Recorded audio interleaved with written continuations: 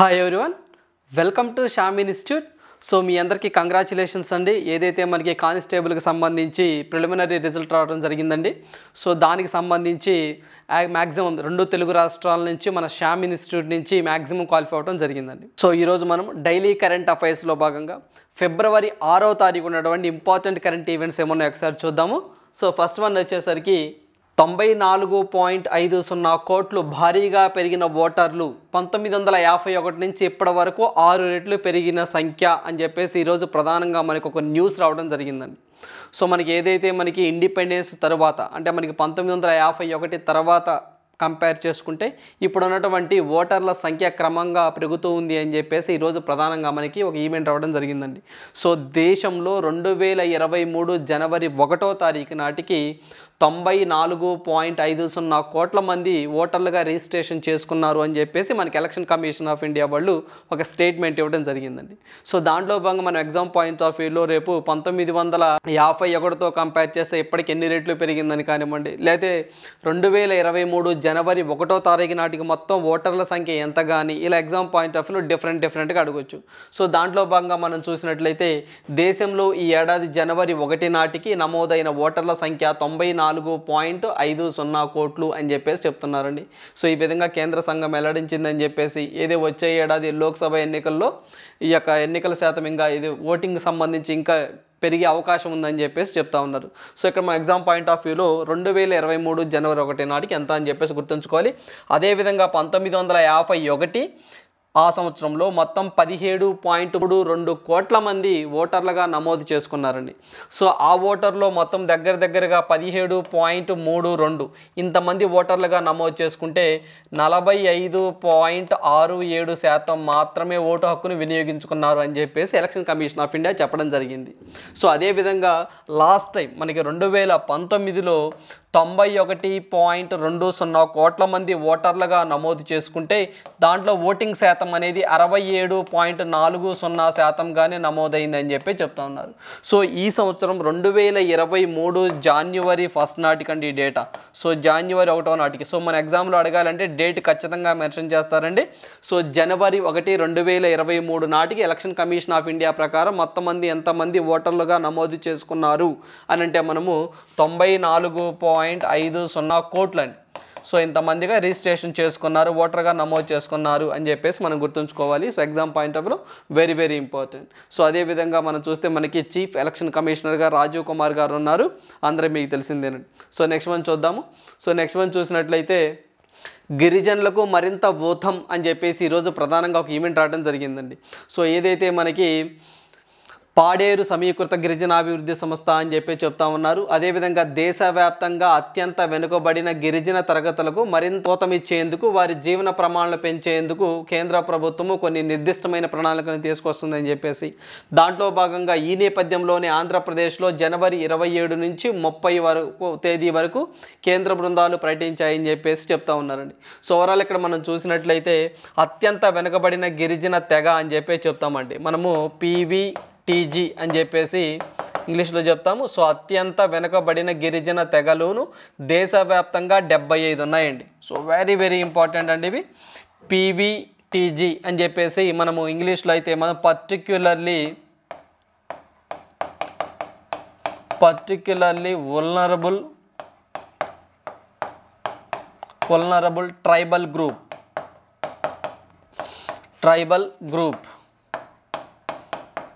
Groups. So PVTGS. So మనం particularly vulnerable tribal groups అని చెప్పే చెప్తామండి. అంటే అత్యంత వెనుకబడిన గిరిజన తెగలు అంటారు. వీళ్ళ సంక్షేమం కోసము గవర్నమెంట్ ఆఫ్ ఇండియా కొన్ని వెల్ఫేర్ స్కీమ్స్ని తీసుకొస్తూ ఉంది. దాంట్లో భాగంగా మొత్తం దేశం మొత్తంగా 75 వల్నరబుల్ గ్రూప్స్ని కేంద్ర ప్రభుత్వం గుర్తించడం జరిగింది. దీంట్లో మన ఆంధ్రప్రదేశ్ నుంచి 9 గిరిజనులు గుర్తించారు. సో 9 గిరిజనులను గుర్తించారు. సో ఈ గిరిజనుల యొక్క సంక్షేమం కోసం ఎటువంటి స్టెప్స్ తీసుకోవాలి ఏంటి అని చెప్పేసి మనకి ఒక కమిటీ వేశారట. ఆ కమిటీలు మన ఆంధ్రప్రదేశ్లో పర్యటించడం జరిగింది. సో మన ఇక్కడ ఎగ్జామ్ పాయింట్ ఆఫ్ వ్యూలో గుర్తుంచుకోవాల్సింది ఏంటి అంటే మొత్తంగా పీవీటీజీస్ అంటే పర్టికులర్లీ వల్నరబుల్ గ్రూప్స్ అంటే అత్యంత వెనుకబడిన గిరిజన తెగలు మొత్తం దేశంలో ఎన్ని ఉన్నాయి అంటే 75 ఉన్నాయి. ఆ 75లో పర్టికులర్గా ఆంధ్రప్రదేశ్ అండ్ తెలంగాణలో పర్టికులర్గా ఆంధ్రప్రదేశ్లో ఎన్ని ఉన్నాయి అంటే 9 ఉన్నాయి అని పాయింట్ మనం గుర్తుంచుకోవాలి. సో వాళ్ళ యొక్క అభివృద్ధి కోసము కొన్ని కార్యక్రమాలు చేపడుతున్నాము అని చెప్పేసి గవర్నమెంట్ ఆఫ్ ఇండియా చెప్తా ఉంది. సో ఆ 9 గిరిజనులు ఏంటో మన ఎగ్జామ్ పాయింట్ ఆఫ్ వ్యూలో ఖచ్చితంగా తెలుసుకోవాల్సిందే. సో ఎందుకంటే లాస్ట్ టైం కూడా మనకి ట్రైబ్స్ మీద బిట్స్ ఇచ్చాడండి. సో ఇటు ఒక పక్క ట్రైబ్స్ ఇచ్చి ఇటు పక్క స్టేట్స్ ఇచ్చి మ్యాచ్ ద ఫాలోయింగ్ అని చెప్పేసి అడిగిన సందర్భాలు ఉన్నాయి. సో అందువల్ల ఏవైతే ఈ 9 ట్రైబ్స్ ఉన్నాయో ఒకసారి మనం చూస్తే బోడో గడబ అనే ఒక ట్రైబ్ కానివ్వండి, సో అదేవిధంగా బోండో పొరంజా అనే ఒక ట్రైబ్ కానివ్వండి, డోగ్రియా కోండో అనే ఒక ట్రైబ్ కానివ్వండి, కోండో పొరంజో అనే ఒక ట్రైబ్ కానివ్వండి, సో పారెంగే పొరోజా అనే ఒక ట్రైబ్ కానివ్వండి, గుతోబ్ గడబా అనే ట్రైబ్ కానివ్వండి, కొండారెడ్డి అనేది ఒక ట్రైబు, కుటియా కోండో అనేది ఒక ట్రైబు, కొండా సవరాస్ అనేది ఒక ట్రైబ్ అండి. సో ఈ ఆంధ్రప్రదేశ్లో బాగా ఫేమస్ అని చెప్పేసి మనం గుర్తుంచుకోవాలి. సో అదేవిధంగా చెంచూస్ ట్రైబ్ కూడా ఉంటారండి, ఆంధ్ర తెలంగాణలో ఫేమస్, బట్ తెలంగాణలో ఎక్కువగా ఫేమస్. ఇవి మనం ఖచ్చితంగా ఎగ్జామ్ పాయింట్ ఆఫ్లో గుర్తుంచుకోవాలండి. ఇలాంటి ట్రైబ్స్ అనేవి ఆంధ్రప్రదేశ్లో వెనకబడి ఉన్నాయి, వీటిని కూడా మనము మెయిన్ స్ట్రీమ్లోనికి తీసుకురావాలనే ఉద్దేశంతో మనకి గవర్నమెంట్ ఆఫ్ ఇండియా మొత్తము మన ఆంధ్రప్రదేశ్లో 9 ట్రైబ్స్ని గుర్తించిందండి. సో ఒక్కసారి మనకి కొంచెం పలకడానికి కష్టంగా ఉంటాయి, గుర్తుంచుకోవడానికి కూడా కష్టంగా ఉంటాయి. ట్రైబ్స్ అనే వర్డ్స్ అనేవి, ఫోక్ డ్యాన్సెస్ అనేవి కొంచెం కష్టంగా ఉంటాయి, 1కి 4 సార్లు చదువుకోవడమే. సో ఇంకొకసారి చూద్దామండి. బోడో గడబ, బోండో పొరంజా, డోంగ్రియా కోండో, కోండో పొరంజా, పరంగి పరంజా, సో గొతోబ్ గడబ, కొండారెడ్డి, కుటియా కోండో అండ్ కొండా సవరాస్ అనేవి ఇవి బాగా ఆంధ్రప్రదేశ్లో ఫేమస్ అండి. సో దీనికి సంబంధించి వీటిని అత్యంత వెనకబడిన గిరిజన తెగలుగా మనకి గవర్నమెంట్ ఆఫ్ ఇండియా డిక్లేర్ చేయడం జరిగింది. మొత్తం 75 ఉన్నాయి, ఆ 75లో 9 ఆంధ్రప్రదేశ్లో ఉన్నవి. సో నెక్స్ట్ వన్ చూద్దాము. సో నెక్స్ట్ వన్ చూసినట్లయితే పెద్దగట్టు జాతర ప్రారంభం అని చెప్పేసి ఈరోజు ప్రధానంగా మనకు ఒక ఈవెంట్ రావడం జరిగిందండి. ఖచ్చితంగా ఇంపార్టెంట్ ఫెస్టివల్స్ ఇన్ ఇండియా అనే టాపిక్లో చదువుకో. లాస్ట్ ఎగ్జామ్లో కూడా బతుకమ్మ ఫెస్టివల్ అని చెప్పేసి, బోనాలు ఫెస్టివల్ అని చెప్పేసి సో తెలంగాణలో అడగడం జరిగిందండి. అదేవిధంగా మనకి బ్రహ్మోత్సవాలు అని చెప్పేసి ఇలాంటివి మనకి ఇటు కూడా అడగడం జరుగుతూ ఉంటుంది. అదేవిధంగా రొట్టెల పండుగ ఎక్కడ, నెల్లూరులో అని ఇలా ఖచ్చితంగా ఎగ్జామ్ పాయింట్ ఆఫ్ వ్యూలో సింగిల్ సెంటెన్స్లో ఈజీగా అడగడానికి ఆస్కారం ఉంటుంది. ఇక్కడ మనం చూసినట్లయితే పెద్దగట్టు జాతర ఎక్కడ ప్రారంభం అంటే మనకి తెలంగాణలోని సూర్యారావుపేట మున్సిపాలిటీలోని దురాజుపల్లిలో ప్రతి 2 సంవత్సరాలకు ఒకసారి ఈ యొక్క జాతర జరుగుతుందండి. సో ఈ జాతరలో ఏదైతే మనకి పెద్దగట్టు శ్రీ లింగమత్తుల స్వామి జాతర అంటారండి. పెద్దగట్టు శ్రీ లింగమత్తుల జాతర, సో పెద్దగట్టు శ్రీ లింగమత్తుల స్వామి జాతర అని కూడా అంటారండి. సో సింపుల్గా పెద్దగట్టు జాతర అన్న లేదా శ్రీ లింగమత్తుల స్వామి గట్టు జాతర అన్న ఒకటే.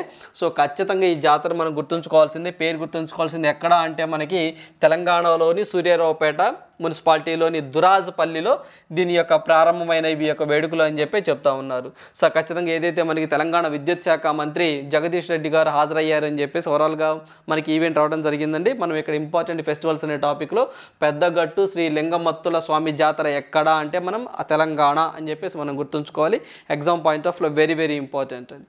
సో అదేవిధంగా మనం ఆంధ్రప్రదేశ్ విషయానికి వస్తే మాత్రము బ్రహ్మోత్సవాలు అని చెప్పేసి జరుగుతాయండి మనకి తిరుమల తిరుపతిలో. అదే రొట్టెల పండుగ అని చెప్పేసి మనకి బషీరాబాగ్ ఒక మసీద్ ఉంటుంది నెల్లూరు దగ్గర, సో అక్కడ బాగా ఫేమస్ అని చెప్పేసి గుర్తుంచుకోవాలి. అదేవిధంగా ఉగాది ఫెస్టివల్ అని చెప్పి చెప్తాము. ఇలాంటివి కూడా మన ఎగ్జామ్ పాయింట్ ఆఫ్ గుర్తుంచుకోవాల్సిన అంశాలు. సో ఖచ్చితంగా ఏదైనా ఫెస్టివల్స్ లైక్ చంగాలమ్మ ఫెస్టివల్ అని చెప్పేసి మనకి చంగాలమ్మ నెల్లూరు దగ్గరే జరుపుతూ ఉంటారండి. ఇలాంటివి మనం ఖచ్చితంగా ఒక ఈవెంట్ జరిగినప్పుడు ఏదైనా జానపదానికి సంబంధించి కానివ్వండి ఖచ్చితంగా మన ఎగ్జామ్ని ఎక్కువగా ఫోకస్ చేసి అడగడానికి పాసిబిలిటీ ఎక్కువగా ఉంటుంది. ఖచ్చితంగా వాటి మీద కూడా మనం ఫోకస్ చేయాలి. అలాంటి న్యూసే మనకి వార్తల్లోకి రావడం జరిగింది. అదేవిధంగా సమ్మక్క సారలమ్మ, సమ్మక్క సారక్క జాతర అడిగిన సందర్భాలు ఉన్నాయండి తెలంగాణలో, గుర్తుంచుకోవాలి. సో నెక్స్ట్ వన్ చూద్దాము. సో నెక్స్ట్ వన్ చూసినట్లయితే హనీ గ్రూప్కు best employer of the year award రావడం జరిగింది అని చెప్పి చెప్తున్నారండి. సో మనకి ఏదైతే మనకి ఇది ఒక రియల్ ఎస్టేట్కి సంబంధించినటువంటి నిర్మాణ రంగానికి సంబంధించిన సంస్థ అండి హనీ గ్రూప్ అనేది. దీనికి గాను global India business forum governor awards for business excellence అనే కార్యక్రమం జరిగింది. సో అవేంటి ఇంకొకసారి చూసుకోవాలి. Global India business forum governance award for business excellence అనే ఒక కార్యక్రమం జరిగిందండి. ఈ కార్యక్రమంలో భాగంగా best employer of the year award అండి. సో మనకి best employer of the year award అనే ఒక అవార్డు ఎవరికి వచ్చింది? మనము హనీ గ్రూప్కి వచ్చిందండి. సో మనకి హనీ గ్రూప్కి రావడం జరిగింది. ఇది ఒక రియల్ ఎస్టేట్ కంపెనీ అండి. సో ఈ యొక్క రియల్ ఎస్టేట్ కంపెనీ హెడ్ ఎవరైతే ఉన్నారో అతను వ్యక్తి అయితే బిశ్వభూషణ్ హరిచందన్ పేరు మీదుగా ఇతను అవార్డు తీసుకోవడం జరిగిందండి. సో మనకి ఓబుల్ రెడ్డి అనే వ్యక్తి ఉన్నారు. సో మనకి ఓబుల్ రెడ్డి అండి, ఓబుల్ రెడ్డి. సో ఇక్కడ మీరు పిక్లో చూస్తుండొచ్చు. సో ఇతను ఓబుల్ రెడ్డి అని చెప్పేసి ఉన్నారు. సో ఈ యొక్క ఏదైతే మనకి హనీ గ్రూప్ చైర్మన్ అటువంటి హెడ్ అయితే ఉన్నారు ఓబుల్ రెడ్డి. సో ఈ యొక్క అవార్డుని మనకి గవర్నర్ చేతుల మీదుగా తీసుకోవడం జరిగింది. సో రేపు మేము ఎగ్జామ్ పాయింట్ ఆఫ్ వ్యూలో మనకి విశాఖపట్నానికి చెందిన సంస్థ అండి. ఇది విశాఖపట్నంలో దీని హెడ్ క్వార్టర్గా ఉంటుంది. సో మనకి రేపు ఎగ్జామ్ పాయింట్ ఆఫ్ వ్యూలో global India business forum governor award for business excellence అని ఈ సమిట్లో భాగంగా మనకి best employer of the year award ఏ సంస్థకు వచ్చింది లేదా ఏ కంపెనీకి వచ్చిందంటే మనము హనీ గ్రూప్స్ అని చెప్పి చెప్పుకోవాలి. ఈ హనీ గ్రూప్ ఎక్కడ అంటే విశాఖపట్నానికి సంబంధించినటువంటి హెడ్ క్వార్టర్గా ఉంది అని చెప్పేసి గుర్తుంచుకోవాలి. అదేవిధంగా ఇది ఒక 2016లో దీని యొక్క కార్యక్రమాలను ప్రారంభించడం జరిగిందని, దగ్గరగా 500 మంది ఉద్యోగులు దీంట్లో పనిచేస్తున్నారని చెప్పి చెప్పడం జరిగిందండి. దీనికి ఇది ఒక రియల్ ఎస్టేట్ కంపెనీ అని చెప్పేసి మనం గుర్తుంచుకోవాలి ఎగ్జామ్ పాయింట్ ఆఫ్ వ్యూలో. సో అదేవిధంగా రాష్ట్ర వ్యాప్తంగా 17 బ్రాంచీలు ఉన్నాయని చెప్పేసి కూడా చెప్తా ఉన్నారు. సో ఎగ్జామ్ పాయింట్ ఆఫ్ వ్యూలో మనకి ఎంతమంది పనిచేస్తున్నారు, బ్రాంచీలు ఏంటి, వీళ్ళు ఎగ్జామ్లు అడగలే కానీ ఖచ్చితంగా ఈ అవార్డు ఏ కంపెనీకి వచ్చిందని ఎగ్జామ్ పాయింట్ గుర్తుంచుకోవాల్సిన అంశాలు. సో నెక్స్ట్ వన్ చూద్దాము. సో నెక్స్ట్ వన్ చూసినట్లయితే ఎల్లా ఫౌండేషన్ సన్ ఆధ్వర్యంలో వన్ హెల్త్ సెంటర్ అని చెప్పేసి ఈరోజు ప్రధానంగా మనకి ఒక న్యూస్ రావడం జరిగిందండి.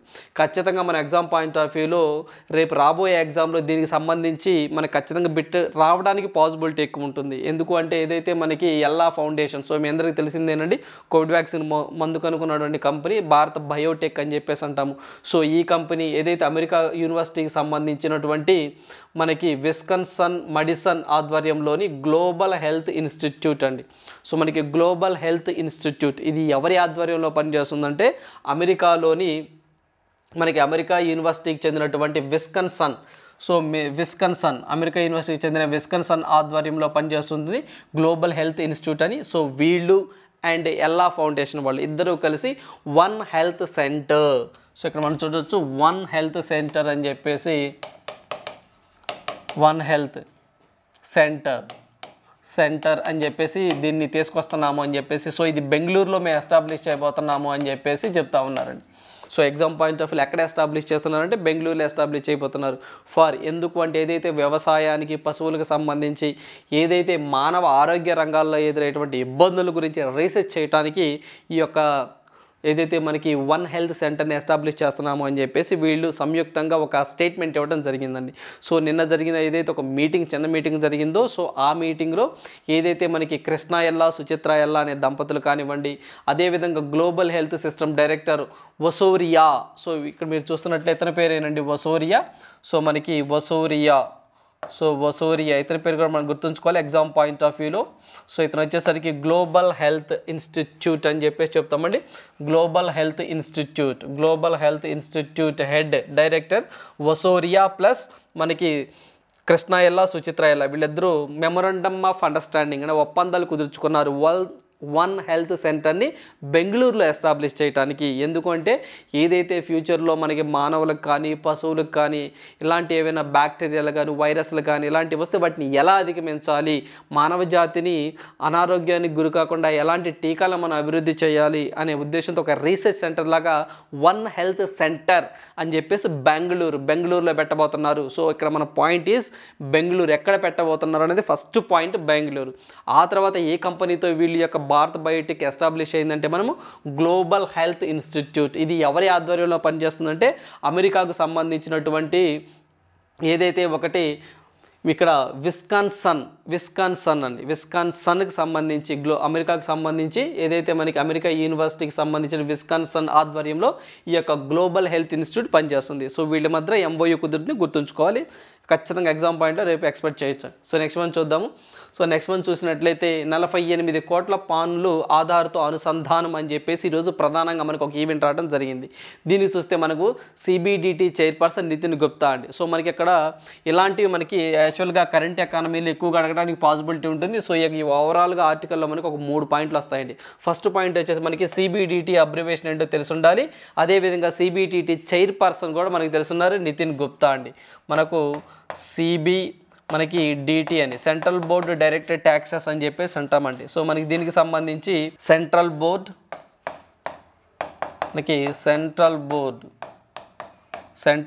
డైరెక్ట్ ట్యాక్సెస్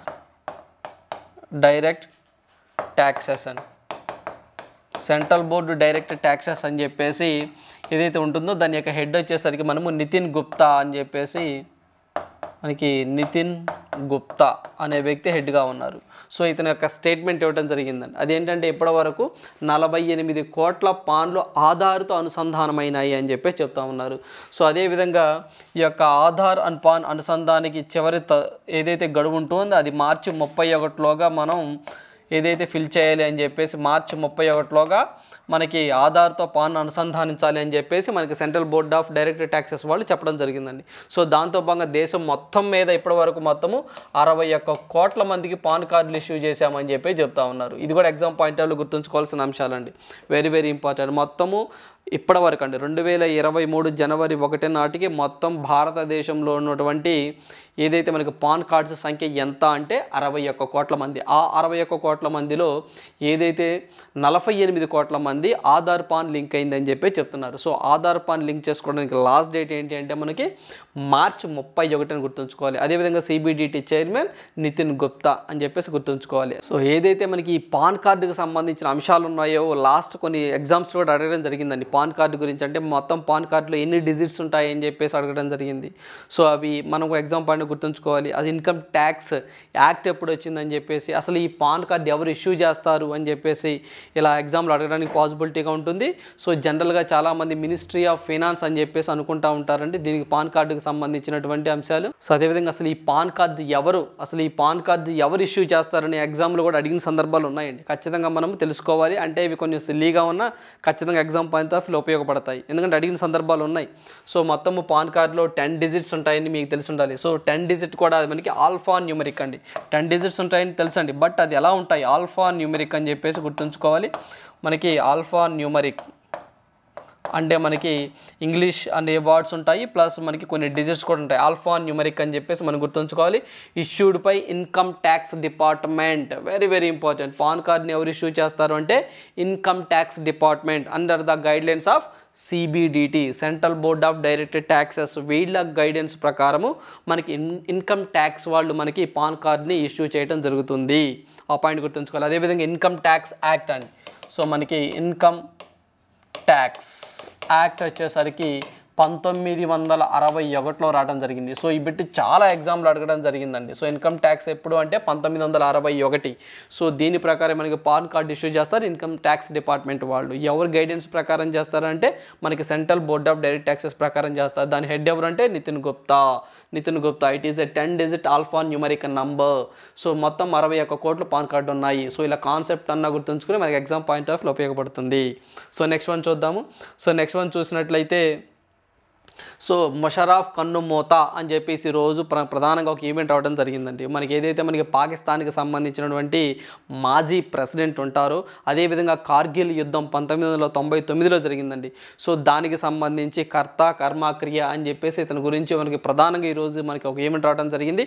దాంతోపాటుగా ఇతను పాస్డ్ అవే. సో చనిపోయారు. సో ఇక్కడ మనం చూస్తే దుబాయ్లో చనిపోవడం జరిగిందండి. సో ఇదే మనకి పాకిస్తాన్ మాజీ అధ్యక్షుడు జనరల్ పర్వేజ్ ముషరఫ్ అండి. సో మనకి జనరల్ పర్వేజ్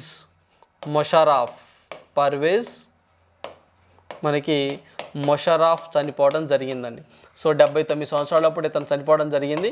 సో అదేవిధంగా ఇతను వచ్చేసరికి భారత పాకిస్తాన్ల మధ్య 1999 ఉంటుందో ఆనాటి కార్గిల్ యుద్ధానికి ఇతనికి ప్రధాన కారణం అని చెప్పి చెప్తా ఉన్నారు. అదేవిధంగా ఇతని యొక్క పార్టీని కూడా స్థాపించాడు. ఆల్ పాకిస్తాన్ ముస్లిం లీగ్ అని చెప్పేసి చెప్తామండి. సో ఆల్ పాకిస్తాన్ ముస్లిం లీగ్ అని చెప్పేసి ముస్లిం లీగ్ అనే ఒక పార్టీ ఉంటుందో ఈ పార్టీ వాళ్ళు 2018లోనే ఇతనికి ఏదైతే మనకి అమైలాయిడోయిసిస్ అనే వ్యాధితో ఇతను బాధపడుతున్నాడని చెప్పేసి మనకి ఆల్ పాకిస్తానీ ముస్లిం పార్టీ అనేవాళ్ళు 2018లోనే ఒక స్టేట్మెంట్ ఇవ్వడం జరిగింది. సో ఇతను చనిపోవడం జరిగింది. సో ఖచ్చితంగా రాబోయే ఎగ్జామ్స్లో మనం ఈ బిట్ ఎక్స్పెక్ట్ చేయొచ్చు. ఖచ్చితంగా చనిపోయిన వ్యక్తులు ఉంటారండి, అందరూ చదువుకోవాల్సిన అవసరం లేదండి. సో చనిపోయిలో కూడా కొంత యూనిక్గా ఉంటారు. ఫర్ ఎగ్జాంపుల్ వాణి జయరామ్ గారు చనిపోవడం జరిగిందండి, మా సింగర్ ఆమె. సో ఆమెకి పద్మభూషణ్ అవార్డు రావడం జరిగింది, ఆమె చనిపోవడం జరిగింది. అదేవిధంగా కళా తపస్వి విశ్వనాథ్ గారు మనం చనిపోవడం జరిగింది. ఆ పాయింట్లు గుర్తుంచుకోవాలి. అదేవిధంగా ఒక దేశానికి ప్రెసిడెంట్గా చేస్తున్నారు, కొంచెం వార్తల వివాదాస్పదంగా కూడా ఉన్నారు. ఖచ్చితంగా ముషర్రాఫ్ గురించి మనం ఖచ్చితంగా ఒక 5-6 పాయింట్లు ఖచ్చితంగా గుర్తుంచుకోవాల్సిందే. సో అవి చూసినట్లయితే ఎటువంటి పాయింట్స్ గుర్తుంచుకోవాలి, ఎగ్జామినర్ ఎలాంటివి అడుగుతారో మనం డిస్కస్ చేసుకుందాం. ఫస్ట్ ఆఫ్ ఆల్ ఇతను మనము 1943 ఆగస్టు 11 జన్మించడం జరిగిందండి. సో ఇతను వచ్చేసరికి అమైలాయిడోసిస్, వెరీ వెరీ ఇంపార్టెంట్. సో మనకి అమైలాయిడోసిస్ అనే వ్యాధితో చనిపోవడం జరిగిందండి. సో ఇతనికి అమైలాయిడోసిస్ అనే వ్యాధి వచ్చిందని చెప్పేసి ఏదైతే 2018లో వాళ్ళ పార్టీ వాళ్ళు డిక్లేర్ చేయడం జరిగిందండి. సో వాళ్ళ పార్టీకి సంబంధించి మనము ఆల్ పాకిస్తాన్ ముస్లిం లీగ్, సో ఆల్ పాకిస్తాన్ ముస్లిం